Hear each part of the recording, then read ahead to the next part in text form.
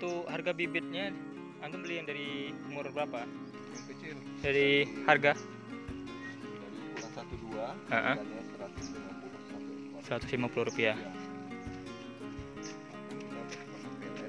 Pakan pelet itu sejauh ini masih beli per karung gitu ah? Sejauh ini masih beli. Mudah-mudahan ke depan kita akan mengembangkan untuk membuat pelet sendiri sehingga dalam pembiayaan pakan ini lebih efektif dan efisien, nggak terlalu banyak. Sehingga pasar itu kita drop di pasar memang udah ada banyak yang nyari juga gitu. Ini kita lihat ikan nila. Assalamualaikum warahmatullahi wabarakatuh. Kembali lagi di channel saya Muhammad Maulana. Pada kesempatan kali ini saya ingin membahas inspiratif muda, karena alhamdulillah kebetulan dari teman saya Aki Bayu baru pulang dari Jakarta menyelesaikan kuliahnya, dan dia mengajak perkembangan di bidang usaha yang dia miliki, peternakan, budidaya lele ya, budidaya ikan lele, nila dan perkebunan sedikit lah. Jadi ini tidak ada perencanaan, karena kami tadinya pengen ke perkebunan sawit untuk melihat lokasi, tapi karena ada mampir ke sana, jadi kami niatkan juga untuk membuat video atau konten. Semoga ini menginspirasi kita semua, khususnya anak-anak muda milenial, agar semangat untuk berwirausaha. Dan kali ini kita tidak ada menyinggung masalah budidaya burung walet. Jadi semoga teman-teman yang budidaya burung walet pun yang melihat ini ya, semoga ambil positifnya untuk menginspirasi kita lah untuk teguh atau tetap semangat dalam berwirausaha. Assalamualaikum warahmatullahi wabarakatuh.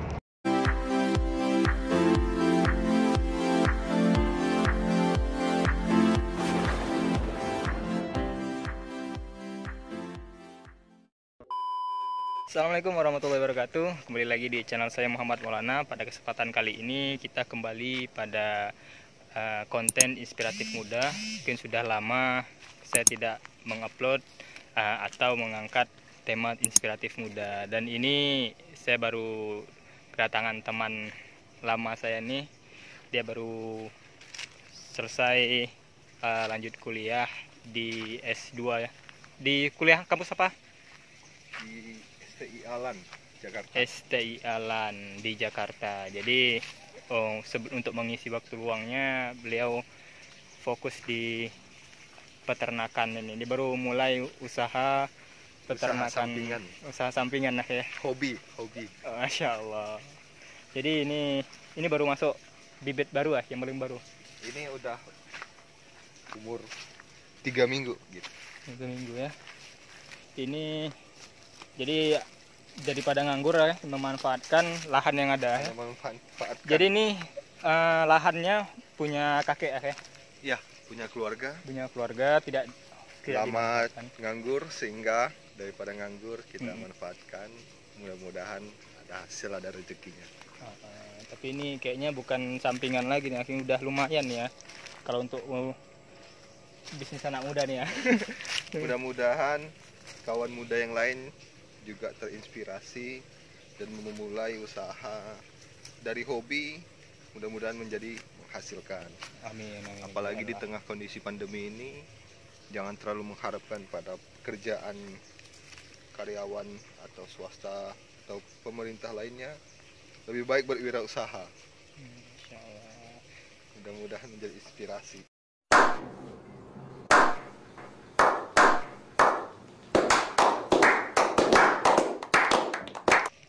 Ini ada langsung catatannya ya, biar ya, jelas. Ini untuk memudahkan kita dalam mengontrol ikan-ikan kita, ukurannya, tanggalnya berapa. Ini masuk pakannya yang perlu diberikan. Ini 57 ini ukuran. Ini baru masuk ya. Ini ditutup karena ada bangau ya. Hama bangau. Beri keamanan. Pada dasarnya lele itu binatang yang aktif di malam hari dan dia tidak suka terlalu terkena matahari, sehingga diberi perlindungan paranet ini untuk memberi filter cahaya. Dan jaring ini sebenarnya untuk mengantisipasi hewan-hewan buas lainnya seperti ular, bangau yang biasa memangsa ikan, termasuk biawak juga ya. Di sini sebelumnya pernah masuk hama? Sebelumnya sering. Sering nggak? Sebelum pakai ini? Sebelumnya sering. Wah. Ular masuk. Ular, ikan bangau, berang-berang.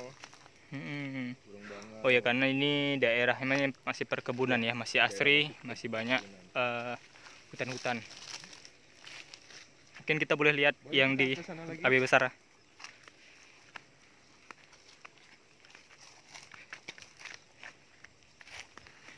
Ini awalnya macam mana untuk memulai usaha? Kenapa harus milih lele ini ya?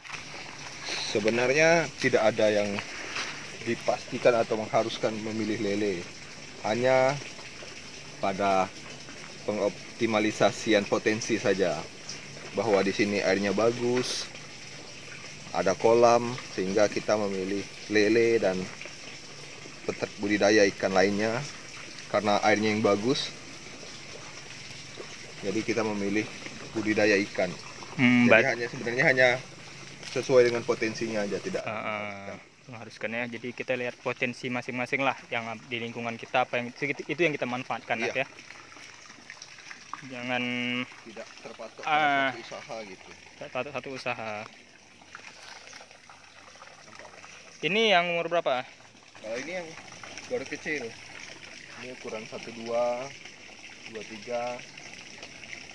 Nah, yang masih bibit, masih kecil di sini.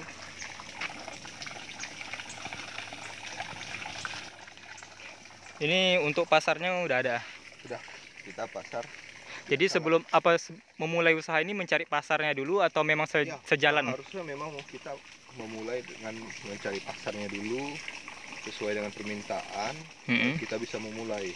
Jangan sampai nanti kita udah panen, tidak tahu pembuangan di mana, mau dijual kemana. Nah, itu kesalahan wirausaha muda mungkin yang belum berpengalaman. Harus ada pasarnya dulu, sehingga nanti kita mudah untuk menjualnya. Jangan sampai kita udah panen, kita nggak tahu di kemana. Iya. Masalahnya di situ ya, kita punya barang tapi nak pasarnya tidak tahu. Jadi tombak untuk kesuksesan dalam berwirausaha itu ya pasar itu sendiri. Ini masih kecil. Masih kecil juga. 10.000 ya? Ini 10.000 satu ini. Iya. Karena masih kecil 10.000. Ini kita harus disortir lah ya. Jadi antum sortirnya berapa lama? Setiap 2 minggu sekali kita sortir sesuai ukuran. Karena ada yang masih kecil, ada yang udah besar, itu nanti terjadi kanibalisme. Sehingga kita tiap 2 minggu sekali itu disortir terus untuk mengurangi kanibalisme dari lele ini. Iya, karena lele ini termasuk ikan yang kanibal lah ya. Ini ukuran 23 ya? Iya, ini ukuran 23. Ini sekitar 10.000. 10.000 ekor. Ini airnya sangat bagus nih. Jadi sambilan ini juga jual air juga ya, karena air melimpah di sini. Jadi karena airnya alhamdulillah. Memang luar biasa untuk bisa memanfaatkan potensi yang ada. Ini lanjut yang lebih besar lagi ya. Nah, ini adalah kolam pembesaran. Kolam pembesaran. Ini antum masih beli bibit atau beli bibit ya? Tapi insya Allah ke depan bisa terus belajar, kembangkan ya untuk dia mulai dari pembenihan ya. Nah, ini yang umuran sekitar 1,5 bulan ini. Untuk harga bibitnya antum beli yang dari umur berapa? Yang kecil. Dari harga? Dari ukuran 1-2, harganya 150 satu ekor. 150 rupiah. Iya. Pakan kita pakan pelet. Pakan pelet itu sejauh ini masih beli per karung gitu ah? Sejauh ini masih beli. Mudah-mudahan ke depan kita akan mengembangkan untuk membuat pelet sendiri, sehingga dalam pembiayaan pakan ini lebih efektif dan efisien lah. Karena 80% budidaya ini dihabiskan untuk pakannya.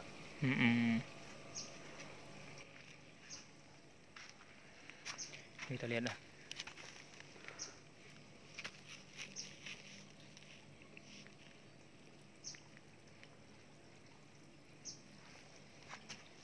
Sini masih kosong ah. Iya. Ini berapa ukurannya berapa nih ya? Ini mungkin ada 10 kali 12. 10 kali 12 ya. Sama rata-rata kayaknya ukurannya sama kolamnya ya. Iya.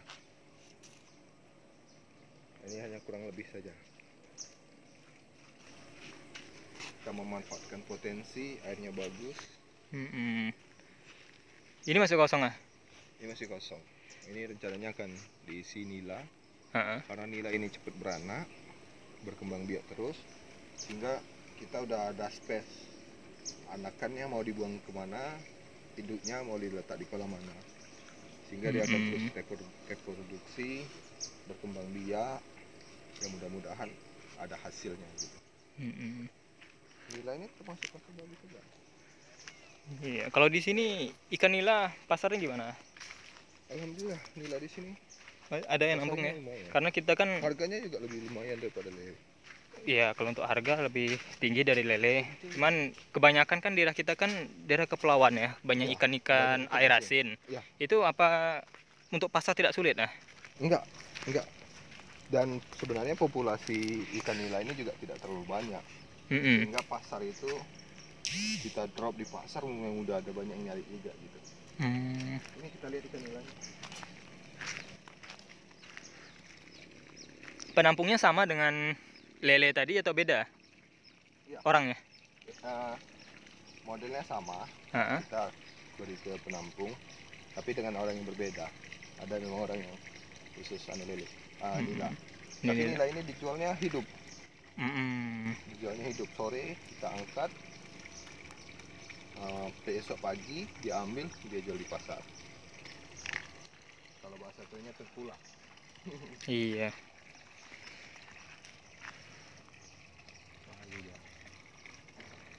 Makannya sama dengan lele ya? Ya, makan kurang lebih pelet sama daun keladi. Daun keladi, ubi bisa juga ya, daun talas, ketela pohon tuh. Kita sejauh ini lebih banyak di pelet sih. Pelet ya. Paling alternatifnya ya daun keladi. Itu gurame ya? Oh iya, itu gurame.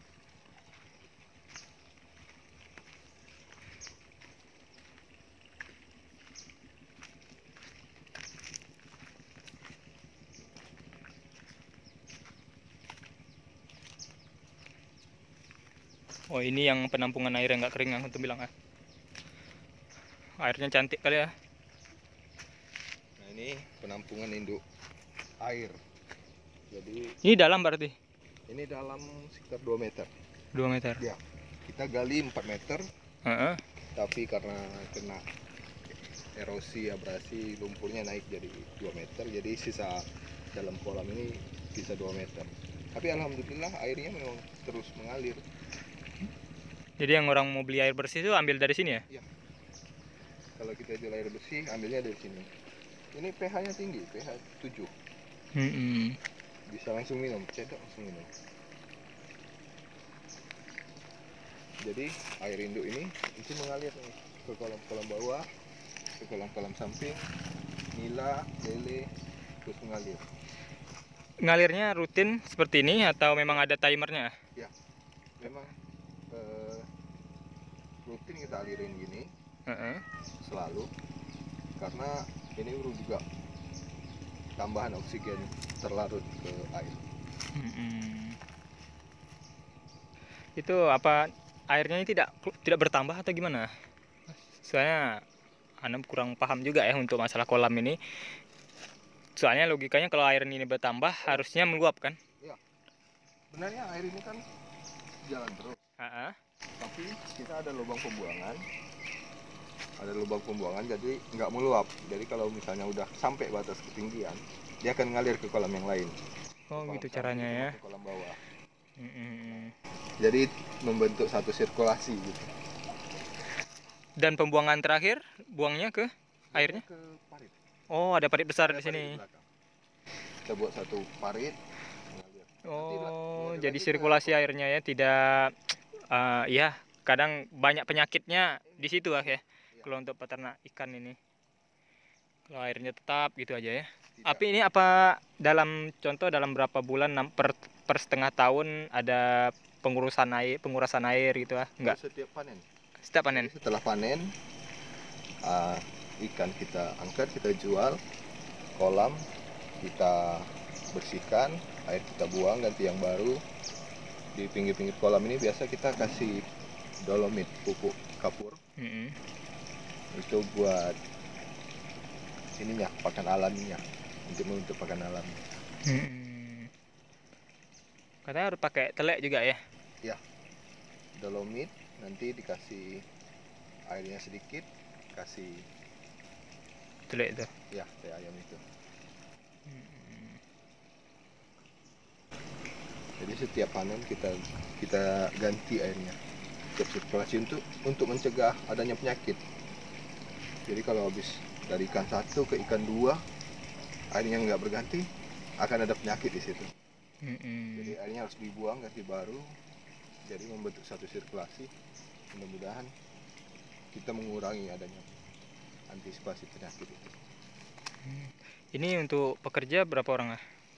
Kerja kita 1 orang pekerja tetap, tapi kadang-kadang dibantu sama teman, sama saudara, akhirnya ramai juga. Ramai juga ya. Kalau karena hobi, karena keluarga saling membantu gitu kan, akhirnya kita yang jaga 1 orang.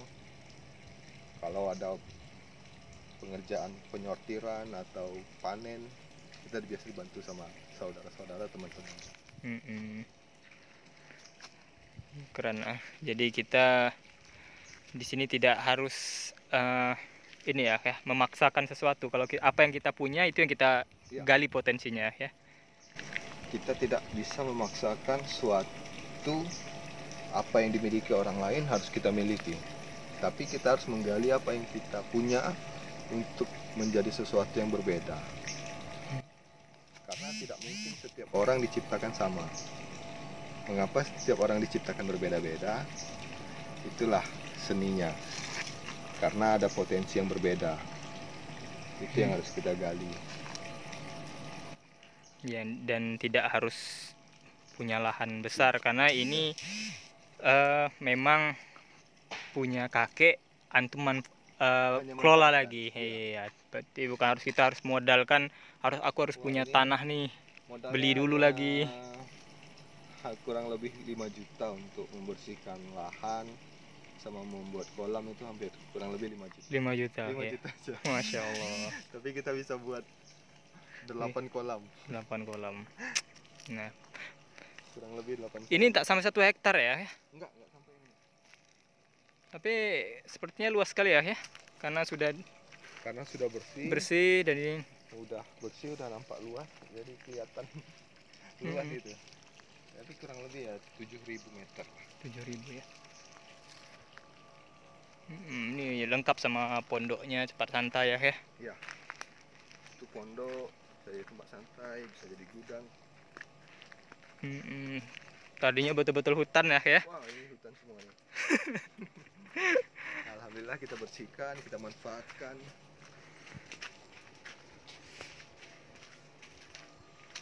Oh, ini gudang. Ya. Udah timbangan udah siap semua ya.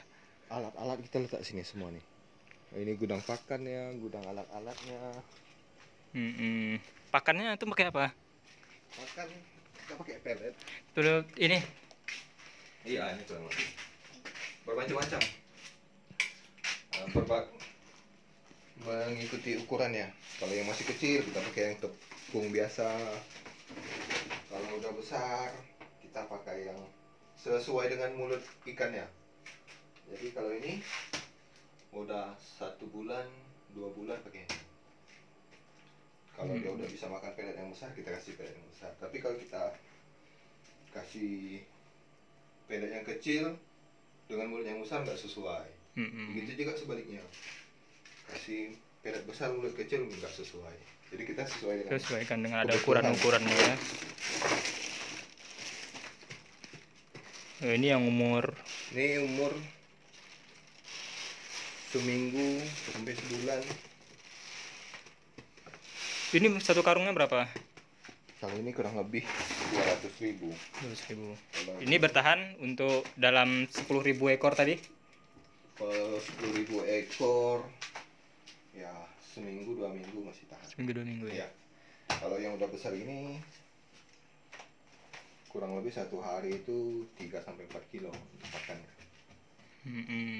Karena pakan ikan ini ada rumusnya sendiri. Boleh bocorin ya? Nah, rumusnya itu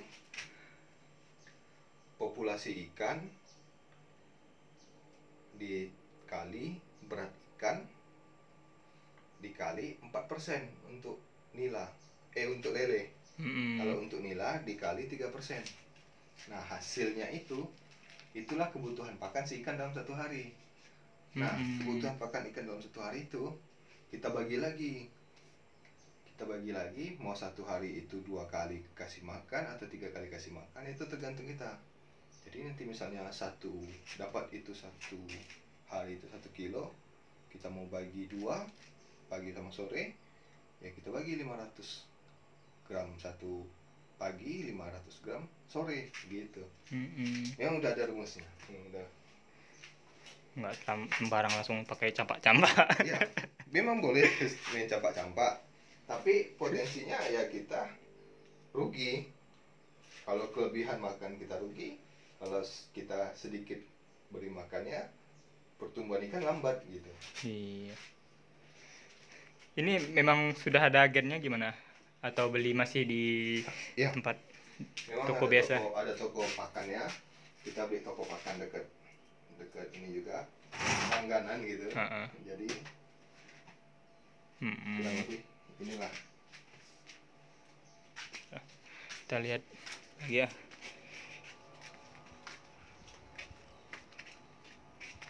Coba tantainya.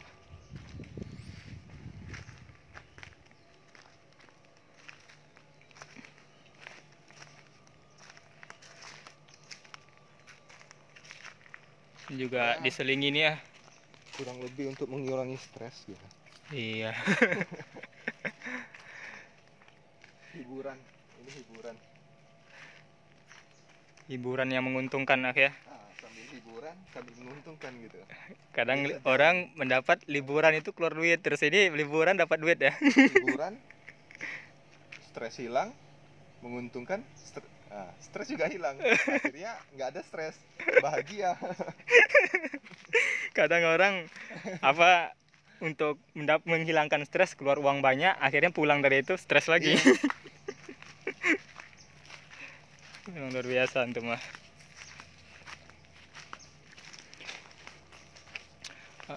Ini ya. Jadi tanaman tahunan juga dibuat sini ya. Iya. Tapi kebanyakan kita tanamnya nangka. Jadi durian pun ada, tapi beberapa belum berbuah. Memang ini tanaman sebenarnya produksinya nggak terlalu bagus karena tanamnya rapat-rapat waktu kecil, rapat-rapat. Tapi untuk keluarga datang atau teman-teman datang panen bisa lah menikmati. Bisa lah menikmati ya. Iya. Tadi judulnya juga sambil kalau ada saudara datang bisa menikmati juga. Intinya, yang antum ceritain ya, mana hiburan. Kolamnya yang kalau teman datang boleh kita mancing. Udah ada. Jadi teman datang mau mancing ada ikan. Ya. Teman datang ada panen buah, ambil. Jadi kita hiburan semua. Yang intinya bahagia. Masya Allah. Oke, kita lanjut. Mungkin kita kan ada mau perjalanan ini lagi, mau survei lokasi lagi. Maksud lanjut perjalanan.